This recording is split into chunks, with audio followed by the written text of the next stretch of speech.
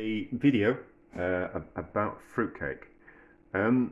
So I have soaked fruit for a fruitcake in the past, and uh, I found that it seemed a little bit pointless because all you're really doing is adding moisture, excess moisture to the cake, and the cake doesn't turn out as well as if you don't soak it.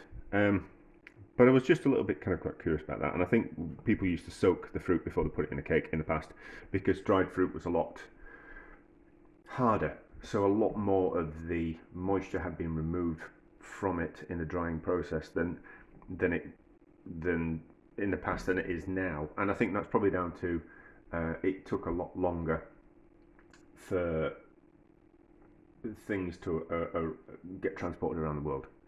So something might be in a warehouse for 6 months, and then might be on a ship for 3 months, coming across the ocean, and then in a unrefrigerated, like an unclimate controlled warehouse, and then packaged and then sold. So it had to be more drier for it to not go mouldy and go off. So I think, therefore, we had to soak the fruit. This is what my own personal thoughts are. I don't know. I have no facts about this whatsoever. So I think that we had to soak the fruit too, because it was just dried out, and it'd be like eating little bullets if we didn't. So I think that's why we used to soak fruit. But I'm curious still about soaking fruit. Although I've done it before, it didn't kind of work out.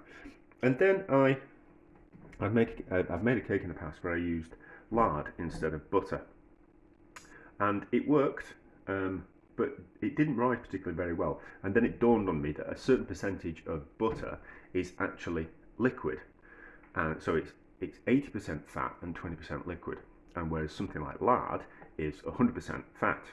So the next time I made that cake, what I did was I substituted some of the weight of the fat for water, and the cake rose.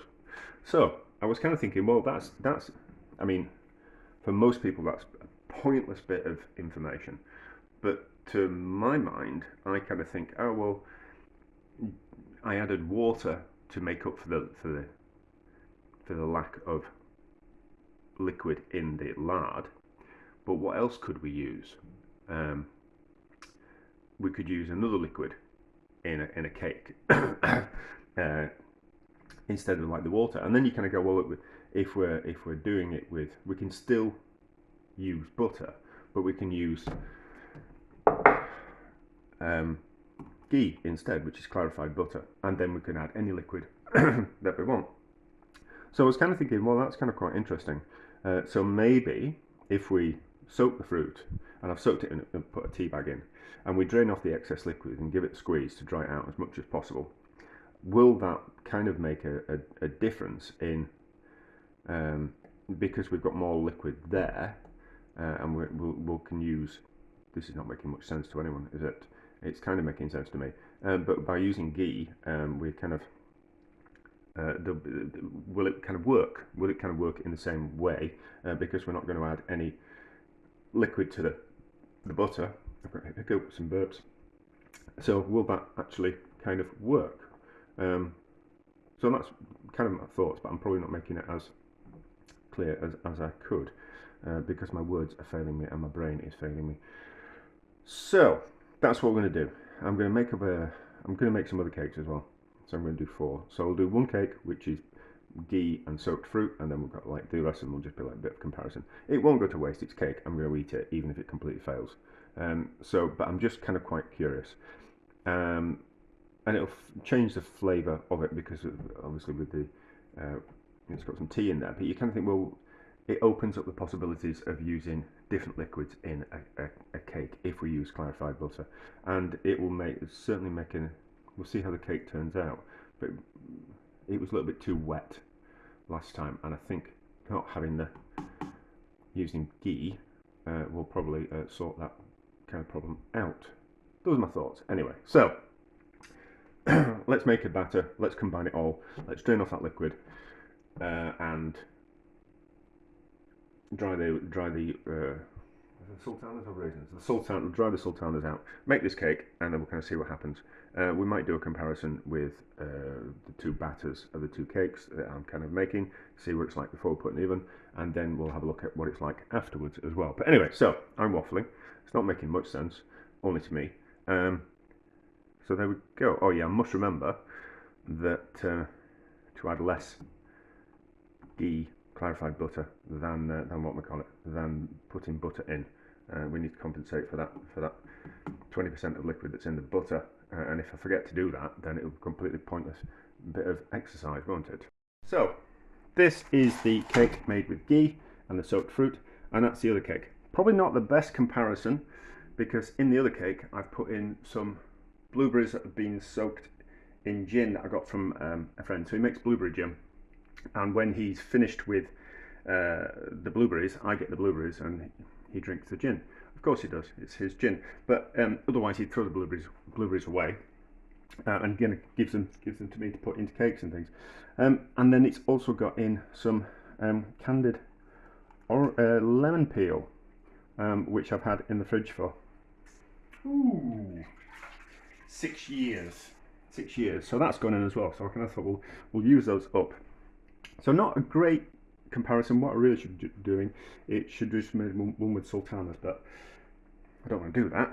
So and now the soaked fruit, I put in a pound and a half of dried sultanas, and then I've weighed it again once I've drained off all the excess liquid, and there's 2 pounds worth of fruit there. So that's some kind of idea of how much liquid they've kind of soaked up, and it's a little bit fuller is that one than that one, even though it's like a third of the cake mixture. So we'll see what they're going to be like. The last one that I did, soaked fruit, it was a little bit more like a steamed pudding rather than a cake, but we'll kind of see how it turns out, and if using ghee instead of butter is a better idea. Now so the cake tins have got 3 layers, maybe even 4 layers of baking parchment in them, just to give a little bit of insulation, because it's going to be cooking for about 3 hours on 140, something like that, 140 Celsius, not Fahrenheit. So 140 Celsius, it's going to be cooking for about 3 hours, 3.5 hours, something like that. So it needs more layers of protection to protect the cakes from burning or drying out too much on the outside. What you can do is if you've got 2 containers that are exactly the same, you can put one container inside the other, and that will give enough insulation as well. So you only need to use 1 layer of baking parchment. Now, and also we're going to put a layer of baking parchment over the top as well, so it just gives the top a little bit more of a chance of not drying out. So you just tuck it underneath, a little bit tight, tuck that baking parchment underneath, and then the weight of the cake will keep it in place in a fan oven. So that'll be in the oven, and we'll see what it's like after 3.5 hours, something like that. 3.25 hours, and they certainly smell ready. And I've taken the paper off. So there we go. So that one's certainly risen a little bit. There's 2 more in there, but I can just wait for 2 minutes. Certainly that's not risen as much as that, but we're not going to know what they're like until we've cut into them. But that's certainly risen up. It'll shrink back down with that one, and that will shrink a little bit as well. But we'll see what they're like when they've cooled. Maybe even tomorrow morning, because it's about 8 o'clock in the evening now. So we might just leave them to cool overnight and see what they're like in the morning. Let's have a look at these cakes. So this is one with the soaked fruit made with the ghee. Feels quite soft.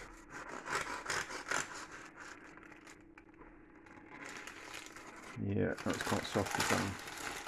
I don't think it'll last. I just think there's too much moisture in it.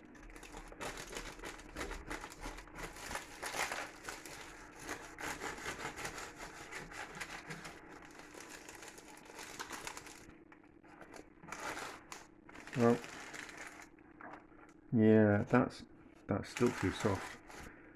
That's still too soft. That's going to. It's not going to mature, and it'll and it'll go off. You're supposed to mature them for about 2 months. minimum, really. You know, 6 months better. No, they don't get 6 months in my house. I eat far too much cake. So there's just too much moisture, I think, to mature it. So it was a nice idea. Tastes nice. Tastes nice. Actually, that's delicious. Why is that more delicious than last time?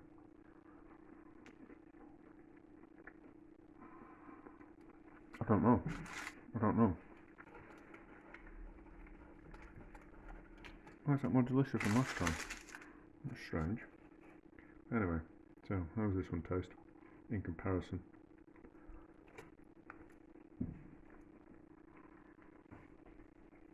Lovely. They're both lovely. So,